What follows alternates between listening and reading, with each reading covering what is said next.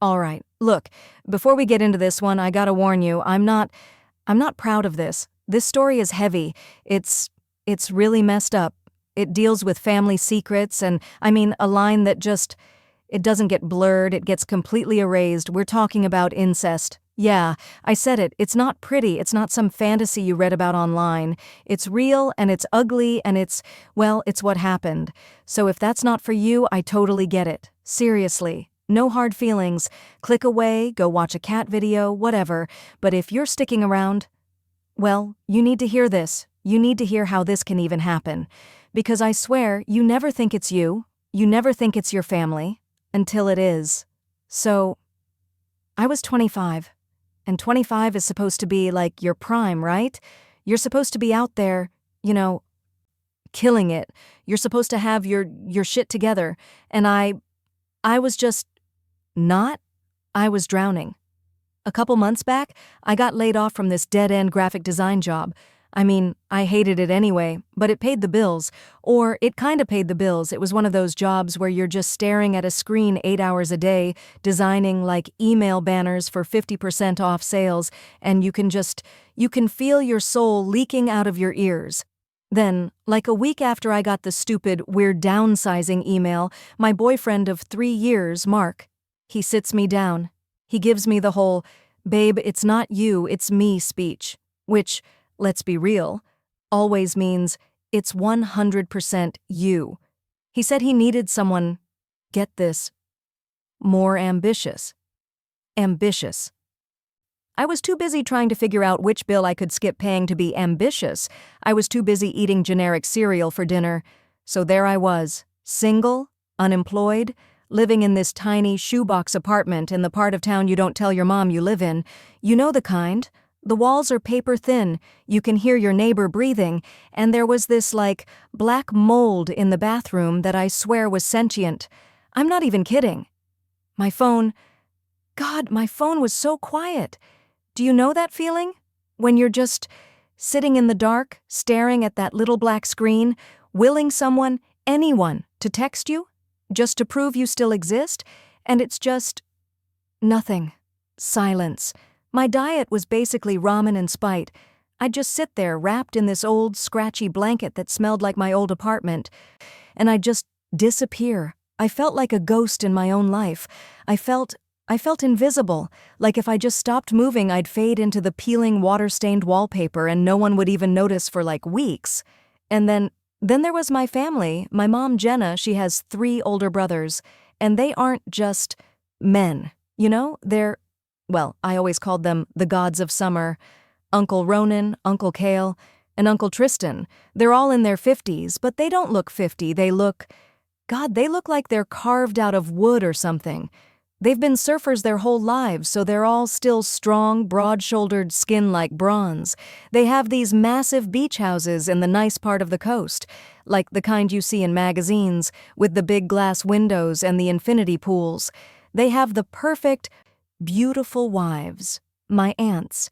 They have the perfect, smart kids, my cousins. They have the cars that cost more than my entire apartment building. They smell like salt water and, I don't know, money. Like they've never had to worry about a past due notice in their entire lives. And listen, I need you to understand this. I never, ever thought of them in a weird way. Not once. They weren't creepy uncles. They weren't the guys who stood too close or gave weird hugs. Not at all. They were just them. They were these distant, shining figures. They'd show up at Thanksgiving, smell all amazing, ruffle my hair, and ask how school was, even though I'd been out of school for 3 years. They were nice, distant, and completely, totally out of my league. They were in a different universe. And me? I was just poor Chloe, the family failure, the artist, the sad little thing, sitting in the corner, trying not to take up too much space. The one they all looked at with that little sad smile, you know, the bless her heart one. And I swear to God, I just wanted them to see me. Not as Jenna's kid, not as the poor Chloe pity case. I just wanted, I don't know, validation? I wanted for 1 second to feel like I was on their level. I wanted to feel powerful. I wanted to feel anything other than small and pathetic and invisible. I didn't know it then. I couldn't have put words to it, but I was so empty. I was just this hollowed-out 25-year-old shell, and I was desperate for anything or anyone to make me feel like I mattered. So a few weeks go by, and it's like the 4th of July weekend or something. Prime summer. And that means the annual family barbecue. And guess where it is? Of course, Uncle Ronan's place. The fucking palace. I mean, this place wasn't a house. It was like something you'd build in a video game with cheat codes on, all glass and white stone perched right on this cliff overlooking the ocean. The lawn was greener than money. My mom, Jenna, basically forces me to go, "Chloe, you can't just sit in that apartment. Come on, it'll be good for you. Get some sun." Get some sun was like her answer for everything. So I go, and I couldn't even try. You know, what was the point? I put on this old baggy band t-shirt, the one with the hole in the armpit, and these denim shorts that were like 2 sizes too big from when I was actually eating real food. I didn't do my hair, no makeup. I just showed up, a ghost at the feast. And the feast was insane. Everyone was there. All the gods were in their element. Uncle Ronan was by this massive stainless steel grill that looked like it could power a small city, wearing like $200 linen shorts, laughing this big, booming laugh. Uncle Tristan was showing off some new surfboard to my cousins. Uncle Cale was like in the middle of a perfect lawn, playing catch with his perfect golden retriever. And the wives, my aunts. Jesus. They were like a different species. Aunt Alara, Ronan's wife, was in this white, flowy dress, not a drop of sweat on her, holding a wine glass that probably cost more than my monthly food budget. And Aunt Freya, Cale's wife, was all, fit, like yoga body perfect, laughing with the other wives, and I'm just there. I'm standing on the edge of this perfect stone patio, holding a red plastic cup of flat soda, just watching them, watching all this life happening around me, and I've never felt so other, so completely, totally fucking invisible. I must have stood there for like 10 minutes, just frozen. After a while, I couldn't take it. I needed to not be looked at. Or, worse, not be looked at. I felt my skin crawling. I slipped inside the house, thinking I'd just hide in the bathroom for a few minutes, just breathe in some air that didn't smell like success and expensive sunscreen. The kitchen was empty. It was this huge marble and steel thing, and it was dead silent, except for the hum of a wine fridge. I was heading for the hallway and I passed the little, sunroom, and I heard them, my aunts, Ilara and Freya. I stopped. I didn't mean to, I just froze. My feet just planted themselves on the cold tile. "I just feel so bad for Jenna," Ilara was saying. Her voice was all syrupy with fake concern. "It must be so hard." "I know," Freya whispered back. "Did you see her? Poor Chloe, she's really letting herself go." My breath just stopped. I couldn't move. Then Ilara said it. The word, "It's just sad, isn't it? To have so much potential and just give up. It's pitiful." Pitiful. Sad. I don't know how to explain what that did to me. It wasn't even like they were mean. That's the crazy part. It was the pity. The bless her heart. My face got hot. Like instantly hot. I could feel the blood just rushing up my neck, into my ears. My eyes were burning, and for 1 second, I thought I was going to just burst into tears right there on the kitchen floor. I felt so small. So seen, but in the worst possible way. And then something else happened. The tears just dried up. The heat didn't go away, but it changed. It went from this hot, wet shame to this cold, hard, it was rage. It was this pure, icy fury. Pitiful, sad. I stood there, clenching my fists so hard my nails were cutting into my palms. I wasn't sad. I wasn't pitiful. I was just Done. I was done being the family's fucking charity case. I was done being the ghost. I thought, I'll show you. I'll show you all what sad looks like. I turned around. I didn't even go to the bathroom. I walked right back out onto that patio, and the sun felt different. It felt like it was buzzing. Everything was too bright, too loud. I walked straight over to the edge of the infinity pool, away from everyone. I just stood there, staring at the water. My heart was pounding. Just boom, boom, boom. So hard against my ribs I thought it was gonna break out. I was trying to breathe, trying to just get that cold, hard feeling back under control. And that's when it happened. I felt someone watching me. You know that feeling, right? The little tingle on the back of your neck? I turned my head, slowly. It was Uncle Cale. He was standing by the lawn. The dog was gone. He was alone, and he was just watching me. And this is the part. It wasn't the way Alara and Freya were looking at me. It wasn't pity. It wasn't disgust. It wasn't even, creepy. He was just looking at me, like, at me, Chloe. Not poor Chloe, not Jenna's kid. He was looking at me like I was a person, like he was, I don't know, seeing me. And I don't know why. I didn't look away. I didn't do the, oh hi little wave and look down at my feet. I didn't blush. I just met his gaze. I just stared right back at him, across the, 30 feet of perfect blue water. We just looked at each other. It was probably only 3 seconds. 4, maybe, but I swear to God it felt like an hour, and I saw it. I saw his eyes. He didn't smile. He didn't look away either. He just watched me. And then this jolt, this sick, electric jolt, just went swoosh, right down my spine. It was power. It was the first time in months I had felt anything other than invisible.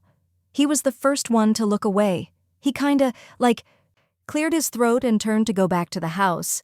But I just stood there. My heart was still pounding, but it was different now. It wasn't rage. It wasn't shame. It was an idea. This tiny, dark, awful idea just sparked, right in the back of my brain. I looked at him walking away. This god of summer, this perfect man with his perfect life, and all I could think was, what if? That look from Cale, it lived in my head for the next week. I couldn't sleep. I just lay there in my crap apartment in the dark and I'd just replay it. That 4 seconds. That jolt. The pitiful Chloe comments from my aunts kept ringing in my ears, but now they had an answer. That jolt was the answer. It was power. And I needed to know if it was real, so I started planning, which is sick, right? But I wasn't thinking about that. I wasn't thinking about the act. I was just thinking about the look. I was thinking about not being invisible. I knew Aunt Freya had her book club on Tuesday nights. She'd been in it for 10 years. She never missed it. I had this old surfboard, this big beat-up longboard, still in their garage from when I was 17. I'd forgotten it there for years. So on Tuesday around 7 p.m., my heart hammering against my ribs, I texted him, "Hey Unc, totally random, but is my old board still in your garage? Was thinking of trying to get back out." I stared at the screen. The little bubbles popped up, then disappeared, then popped up again. My hands were shaking. I swear to God, I felt like I was about to jump off a building. Finally, he texts back, "Yeah, Chloe, it's here. Freya's at her book club, but I'm home. Swing by if you want." My stomach did this flip-flop thing. I couldn't breathe. "On my way," I texted. I stood up, and I looked in the mirror. I was in my failure uniform, sweatpants and that same stained t-shirt, and I thought about pitiful Chloe, and I felt that cold, hard rage again. I stripped. I put on my oldest, most worn-out bikini top, the one that was just barely legal, And I put on those same denim shorts from the barbecue, but this time, I left the button and the zipper undone, just open. I didn't wear shoes, I grabbed my keys and I left. The drive over, my heart was a drum, just thump, thump, thump, so loud in my ears. I kept telling myself, you're just getting your board, you're just getting your board, that's it. But I was a liar. I pulled up. His house it was different from Ronan's. It was still huge and on the beach, but it was more, I don't know, beachy, more relaxed. It smelled like coconut surf wax and salt. I rang the bell. I could hear like a game on TV inside. He opened the door. Hey, Chloe. He was in basketball shorts and a t-shirt. He looked normal, just Uncle Kyle. And for a second, my stomach just dropped. I felt so stupid. I felt like a whore. What was I doing? But then, his eyes, they did this quick little down and up. He saw the bikini top, he saw the unzipped shorts, and he couldn't look me in the eye. It's in the garage, he said, and his voice was like a little tight. Cool, I said. My voice was shaky. Thanks. I followed him through the kitchen to the garage. The TV was still blaring in the other room. The garage was dim. It was full of boards, like dozens of them. I think it's back here, he mumbled, and he pointed to the corner. I walked past him, and I did it. I let my arm, my side just brush against his. Just a graze. He sucked in his breath. It was so quiet, but in the silence of that garage, it was like a gunshot. He just hissed, like he'd touched a hot stove. I stopped. I turned around, and he was frozen. He was just staring at my chest. Not even in a like checking you out way, in like a shocked way. His eyes were wide. You okay, Uncle Kale? I asked, and my voice was low. I didn't even recognize it. He couldn't speak. He just nodded. His throat like bobbed. He took a half step back. He wouldn't look at my face. He just pointed at the board. It's there. I grabbed the board. It was heavy. Thanks, I said. I walked past him again. I didn't touch him this time. I didn't have to. I got to the door and I looked back. He was still standing there, in the exact same spot, just staring at the floor. I got in my car, and I just sat there for a second. My God, it was real. It wasn't in my head. That power. I could feel it. It was buzzing under my skin. I'd knocked a god off his feet with one touch. I knew it was sick. I knew it was twisted, but I swear to God, for the first time in a year, I didn't feel invisible. That feeling, it was a drug. It was better than any paycheck. It was better than any I love you from Mark. It was mine. And for the next week, I just fed on it. I replayed that moment, the hiss of his breath, the way he couldn't look at me, and the more I replayed it, the more I thought, that was just a test. What if I didn't just brush past him? What if I, pushed? The next Tuesday, I knew where Freya would be. My heart wasn't pounding this time. It was cold. It was calm.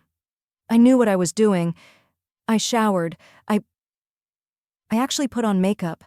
I put on this little black sundress I had. It was really short, and I didn't wear anything under it.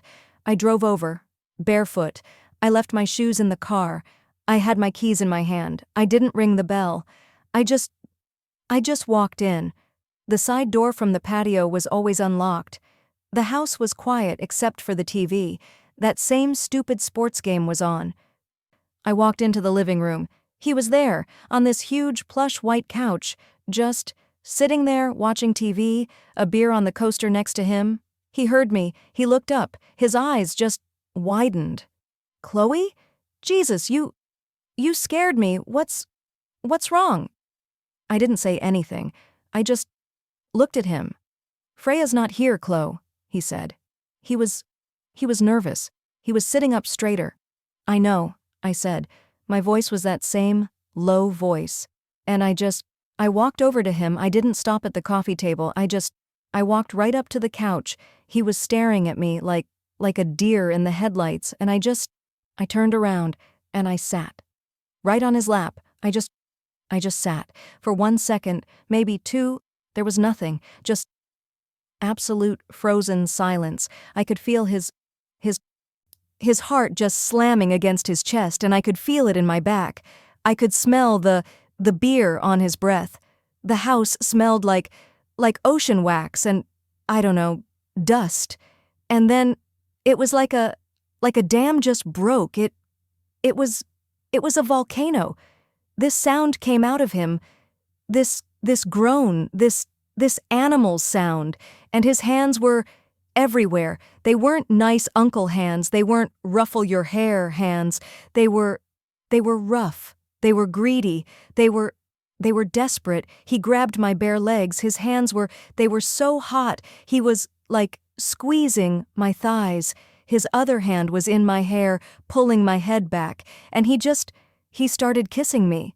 But it wasn't a kiss. It was furious. It was like he was starving.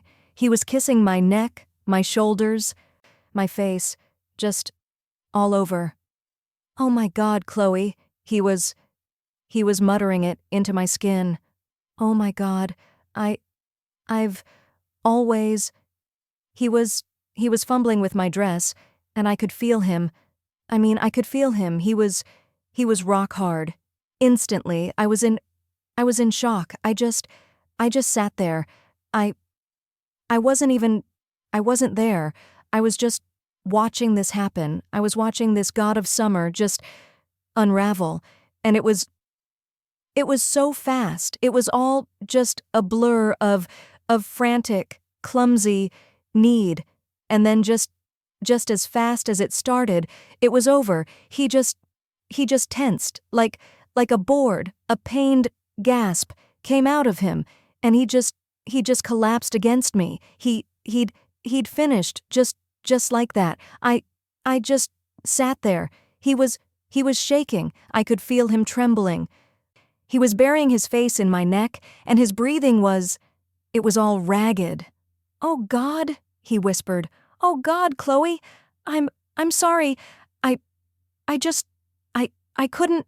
I'm sorry." He pulled back. He looked awful.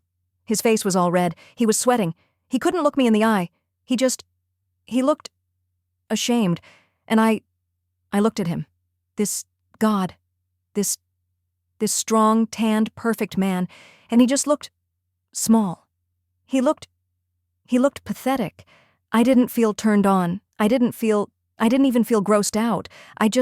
I felt cold. I stood up. I just got off his lap. My dress was all messed up. He was still on the couch, just staring at his hands. He couldn't even look at me. I turned around and I walked out. I got to my car. I sat there. The silence was deafening. And all I could think, all I could feel was this cold, quiet hum, one down. I thought Kale would be like it, you know? I'd done it. I'd proved something. But it was weird. That cold feeling, it didn't go away. And that feeling of power, it faded. After a day or two, I felt empty again, and I started thinking, Kyle was easy. He was practically waiting for it. He was a nervous wreck. But Uncle Tristan was different. Tristan was the cool uncle. He was the youngest of the three. He was the one who always treated me like a person, you know? He'd ask me about my art. He'd actually listen. He felt more like a buddy. Betraying Kale, that felt, I don't know, easy. Betraying Tristan, that felt real. And God, this is so sick. That's why I had to do it.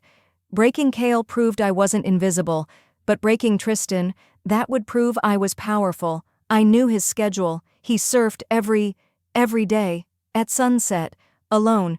He said it was like his church. So, a few days later, I went to his beach. Not the public one, the like, semi-private one he always went to. I just waited. I sat on the dunes, in the cold sand.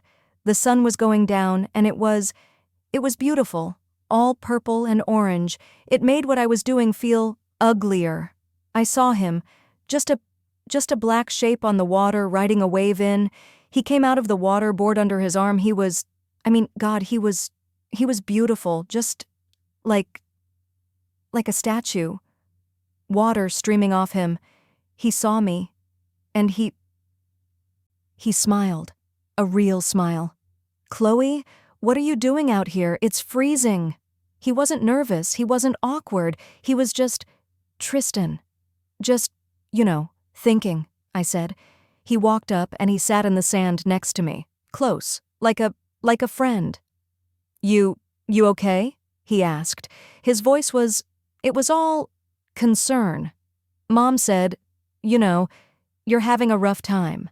There it was, pity. That poor Chloe bullshit, that cold, hard thing.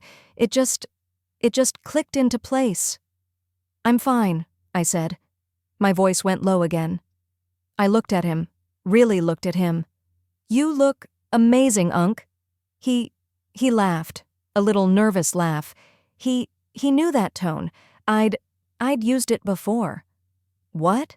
he said, still trying to smile. "Aunt Cindy she's a really lucky woman," I said. I didn't look away. I just stared at him. His smile, it just died. He got it, instantly. "Chloe," he said. His voice changed. It got serious. "Come on, don't do that." "Do what?" That thing you're doing. It's not cool. I'm your uncle, Chloe." He was shutting me down. He was putting that wall back up, that family wall, and I hated him for it. I didn't even think. I just moved. I leaned in, and I kissed him. I just pressed my mouth against his. He resisted for 1 second. His whole body just tensed up. He tasted like salt. He was cold from the ocean. His hands, they came up to push me away. They landed on my shoulders, and then they just clenched. They didn't push. They grabbed me. His fingers just dug into my shoulders. And he kissed me back. It wasn't frantic, like Kale. It wasn't hungry. It was guilty. It was deep. It was angry. It was like he hated himself for it. And he hated me for it. And he couldn't stop. It wasn't average. It was awful. It happened right there on the cold sand in the dark. It was just this mess of guilt and power. When it was over, he rolled off me. He just lay on his back, staring up at the sky. He wouldn't look at me. I sat up. I was shaking this time from the cold. He just lay there for a long time. Then he just whispered, I gotta go, Chloe." He stood up.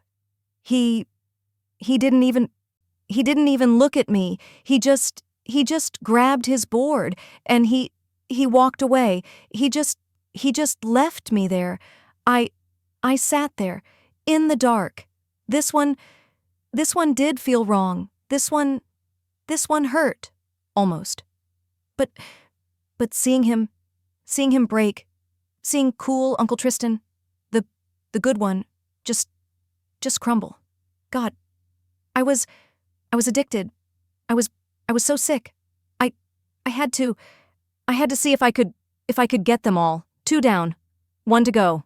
Look, this story is getting insane. I know. If you're hooked and you're sticking with me, if you're here with me in this, do me a quick favor and hit that like button and subscribe. It lets me know you're here. And trust me, you are not going to want to miss what happens next. Ronan, Uncle Ronan, the patriarch, the king. This wasn't like the others.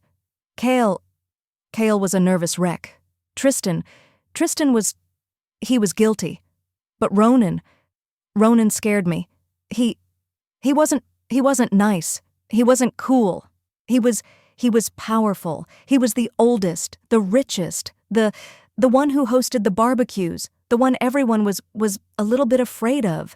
This wasn't a game. This was the final boss.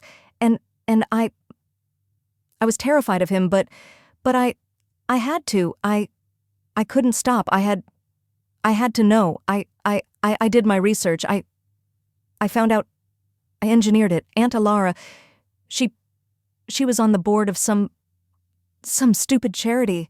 They had a luncheon every first Wednesday of the month from 11 a.m. to 3 p.m. like clockwork. I called Ronan's office, his real office downtown.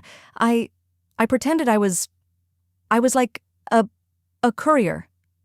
And his secretary, she told me, "Oh no, Mr. Ronan is working from home today. He'll be there all day." Gotcha. My hands were numb. I couldn't feel my fingers. This time I dressed. I put on a nice dress, like something I'd wear to an interview, but it was tight and short. I put on heels. I drove to the palace, the giant white stone fortress. The gates were open. I just drove in. I parked. I sat in the car. My heart wasn't pounding. It was gone. I couldn't feel it. I felt hollow. You can't do this," I whispered. You can't. This is insane." But then I heard them. Alara, Freya. Pitiful. Sad. I got out of the car. The house was silent. Just silent. It smelled like lemons, like cleaning polish, and old money. It was cold. I heard a keyboard just click, click, click. It was coming from his office. I walked. My heels, they clicked on the marble floor. Click, click, click. The sound was so loud. I got to the door. It was open. Just a crack. He was in there, at this massive dark wood desk. His back was mostly to me. "Uncle Ronan?" My voice, it cracked. He stopped typing. He swiveled in his big leather chair, slowly. He wasn't Uncle Ronan. He was Mr. Ronan. He was in like a dress shirt. He was wearing glasses. He stared at me. "Chloe." His voice, it wasn't anything. It was just flat. "What are you doing here? Alara's not home." I was high. I was high on Kale, on Tristan. I was arrogant. I tried to smile, the sultry smile. I know, I said. I came to see you. I walked into the room, and I did it. I did the move, the Kale move. I walked right up to the desk. I walked around it. He didn't move. He just watched me, his eyes just following me. I got to his chair, and I tried to sit on his lap. His hand, it shot out like a snake. He didn't touch me. He grabbed me. He grabbed my wrist, and his grip, God, his grip, it hurt. It was like steel. My breath just flew out of my lungs. I was frozen. He leaned in, his voice, it was an ice-cold whisper. What the hell do you think you're doing? My my stomach, it it didn't just drop. It it evaporated. All the power, all the arrogance, it just vanished. I was I was caught. I wasn't the hunter. I was I was just pitiful Chloe in a tight dress. I I I started to shake, for real. I I I I had one card left. The only card I'd ever had. The weakness card. The tears. They weren't fake. Not this time. They came. I'm sorry. I sobbed. I'm sorry. I don't know. I'm so lonely, Uncle Ronan. I I just I broke. I I gave him everything. Mark left me. I lost my job. I have nothing. I I just I feel so invisible. And and and you're always so strong. I I just wanted. I I was babbling. I was a mess. I was pitiful. He just watched me for a long time. His his his face, it didn't change, but his grip on my wrist, it loosened. But he didn't let go. He pulled me. He didn't pull me onto his lap. He pulled me to him. He stood up. He was tall. Taller than I remembered. He used his other hand. He put it on my back. "Shh," he said. His voice, it was different. It was smooth now. It was oily. "Shh. It's okay, Chloe. It's okay." He was comforting me. You're just having a hard time," he whispered. And his hand on my back, it moved. It wasn't frantic like Kale's. It wasn't guilty like Tristan's. It was slow. It was deliberate. It slid down my spine, over my dress, until it was on my ass, and it squeezed hard. A chill, a freezing, ice-cold chill, it went right through me. This wasn't him breaking. This wasn't me seducing him. This was him waiting. This whole time he'd been waiting. He leaned down. His mouth was right at my ear. His cologne. It was so sharp, so expensive. You really are in trouble, aren't you? He whispered. He wasn't a victim. He was a predator, and I had just knocked on the cage, and he was in control. He was the 7-inch one, the biggest one, and he knew it, and the special treat, it wasn't a treat. It wasn't my idea. It was an order. It was his power. It was all his. I realized it in that cold, silent office. This wasn't my hunt. It had never ever been my hunt.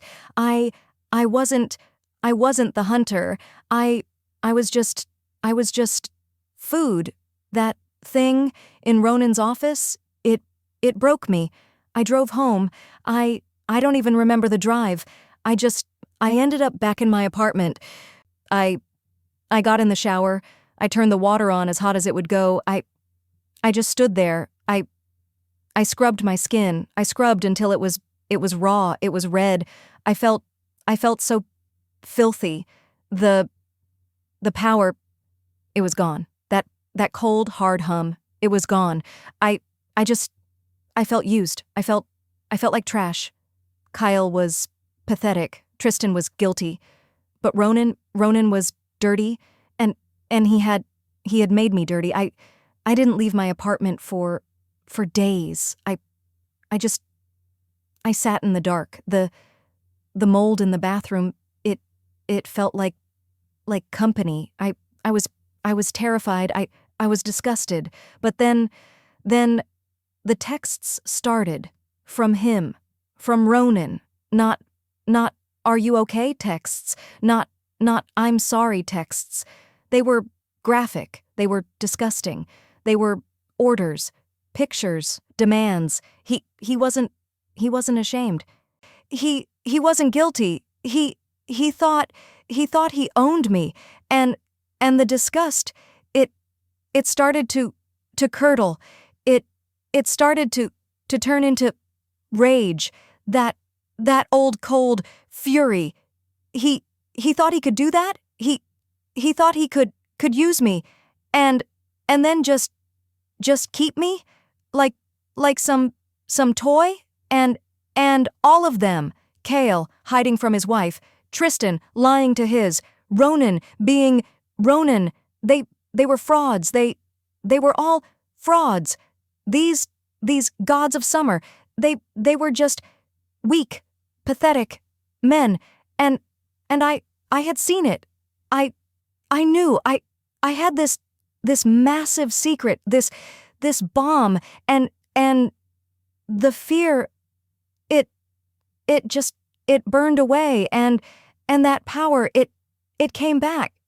But it was different this time. It wasn't a jolt. It was gasoline. I felt invincible. I had all of them in the palm of my hand. I could burn their entire perfect world to the ground. I had to decide when to light the match. A week. I let it stew for a week. I ignored Ronan's texts. I let them pile up. Proof. I finally left my apartment. I went to my mom's house. I needed to see normal. Before I detonated everything. It was a Sunday. She was making like a pot roast. The house smelled, it smelled like home, like childhood. "Chloe," she said. She hugged me. "My God, honey, I've been so worried about you. You look thin." I just let her hug me. I'm okay, Mom," I said. I'm fine." I felt like a liar. We were in the kitchen. She was cutting carrots, just chop, chop, chop, and I was sitting at the little kitchen table, and I had my phone in my hand. I was looking at them, the texts. "I know what you're wearing. You're going to come over now." "I'm going to..." I can't even say it.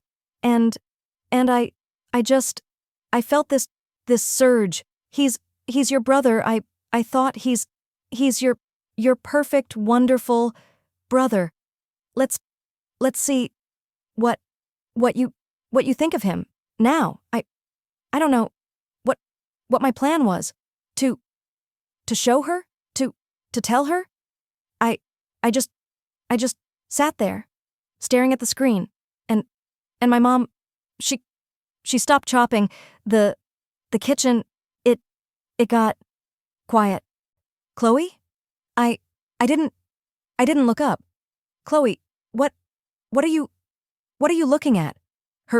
Her voice, it was weird. "Nothing, Mom. Let me see the phone, Chloe. It's nothing."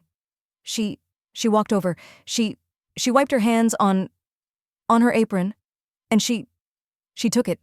She just, she plucked it right out of my hand. I didn't even stop her.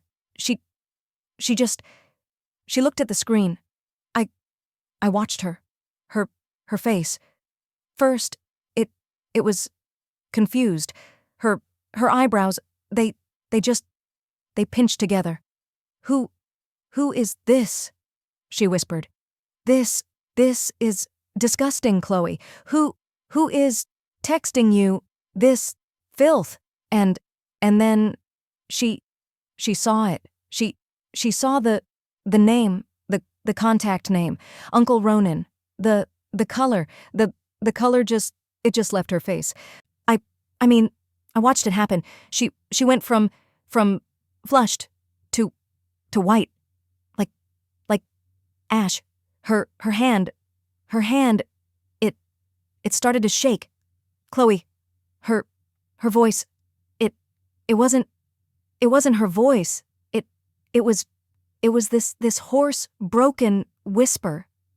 Chloe, this is a joke, right? This is some sick joke. She looked at me. Her eyes, they were screaming. Mom, I started. This isn't Ronan. She was shaking her head. This is not my brother. You put his name on someone else, right? Right? She was yelling. Mom, listen to me. No, she screamed. No, my brother would never. And right then, right at that exact second, the doorbell rang. Ding dong. It was so loud in the silence. My mom, she jumped. We just stared at the door. Ding dong, someone was leaning on it. Who is that? My mom whispered. She walked like a zombie to the door. She looked through the peephole and her hand it flew to her mouth. Oh my God. She unlocked the door. She opened it. It was Aunt Alara, Ronan's wife, but it wasn't Aunt Alara, not the white linen dress. Aunt Alara, her hair, it was a mess. Her eyes, they were bloodshot. Her face, it was blotchy. She looked insane. She just stood there, vibrating. Jenna, she hissed. Where is she? Elara, what's wrong? My mom stammered. Elara, she pushed my mom out of the way. She stormed into the kitchen and she saw me. She stopped and this sound, this awful animal sound, it just ripped out of her throat. You, she screamed. She lunged at me. She was on me. She grabbed my hair. She was hitting me. You little whore. She was screaming. Right in my face. You sick little bitch. I was reeling.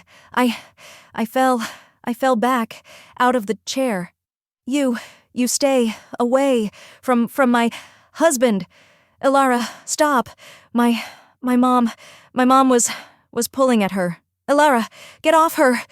Elara, she threw my mom off of her. She stood over me, panting. He told me. She spat. The spit, it hit my my face. He told me everything. My blood, it just went cold. He told me how you've been stalking him, how you're obsessed with him. I I just stared at her. What? He showed me your texts. You disgusting little freak, sending yourself naked, begging him. You know, he loves me. He would never. No, no, no. He flipped it. He said you were unstable. She was sobbing now. He said you were sexually aggressive. That boyfriend left you and you snapped. He was trying to protect you. He was afraid of you. You sicko. I looked at my mom. I looked for help. My mom, she was standing by the counter. She was holding my phone, and she was just staring at me. Her face. It wasn't angry. It wasn't sad. It was just broken. It was shattered. Chloe, she whispered, and her eyes, they were begging me. Chloe, tell me. It's not true. And I just looked at her, and Alara, she was screaming at me, and my mom, she was looking at me, and all that power, all that gasoline, all that rage, it just left. It all just drained right out of me. He'd won. Ronan had won. He'd played me the whole time. He knew I was nothing. I was pitiful Chloe. I wasn't the villain. I wasn't powerful. I was just the scapegoat. I froze. I couldn't speak. I couldn't move. I just stayed on the floor. I don't know how long we just stayed like that. Me on the floor, Alara hyperventilating, my mom just frozen. The only sound was the pot roast, just bubbling. Finally, my mom, she moved. She walked. She walked over to Alara. She put her arm around her. Alara, she whispered. Her voice was dead. You should go home. Just go home. I'll handle this. She didn't look at me. She just steered Alara to the door. Alara, she was just sobbing, just empty, racking sobs.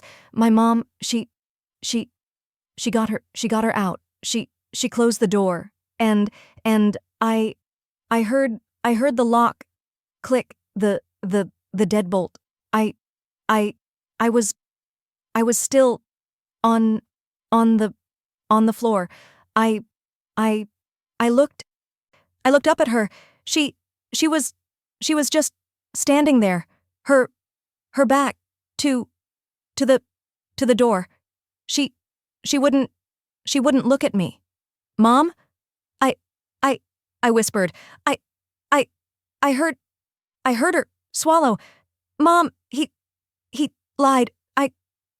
I cried. He flipped it. I have the other texts. I started to crawl toward toward the phone. Mom, please, get out. It, it was so quiet. I barely heard her. What? She turned and her face. Oh God, her face. There were no tears. There was no anger. It was just nothing. It was dead. Get, she said. Her voice was flat. Your shit and get out of my house. Mom, no, please. You have to listen to me. He's lying to all of you. I don't care, she hissed. The venom, it shocked me. I don't care who started it. I don't care who is lying. She walked up to me. She stood over me. I looked at those pictures, Chloe. I saw what you sent. He asked me to. He is my brother. She just stared down at me with these dead, empty eyes. I can't even look at you. She whispered. You've disgusted me. You've broken everything. Mom, I was begging, get out. She shrieked. She snapped. Get out of my house. Get out. She just pointed at the door. I got up. I ran.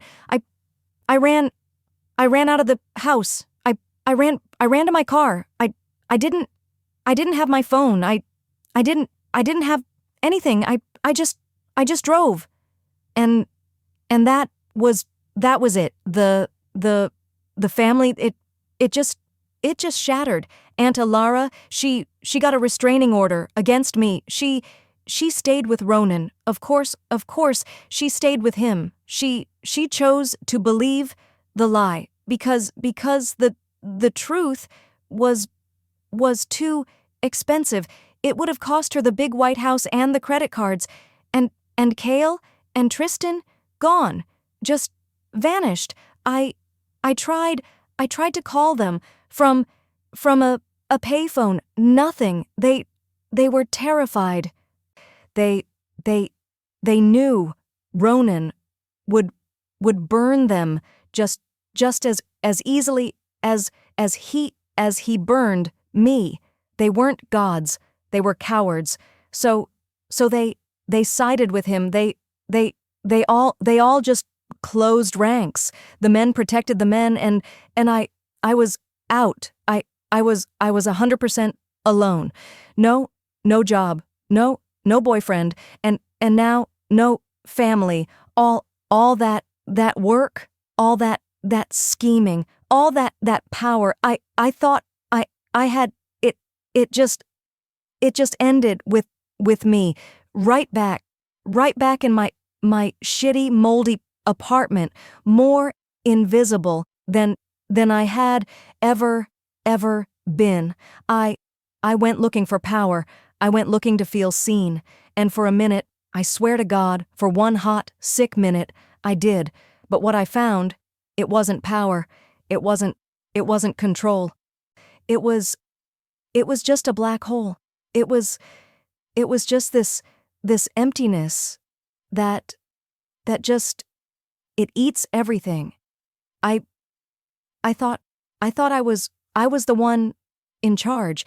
I thought I was the one holding the matches, but I was the one who was doused in gasoline the whole time. I just didn't know it. You hear that stereotype, right? The creepy uncle.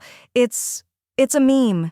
It's a joke. It's not a joke. I'm telling you, it's fucking real, but it's not a fantasy. It's not hot. It's a sickness.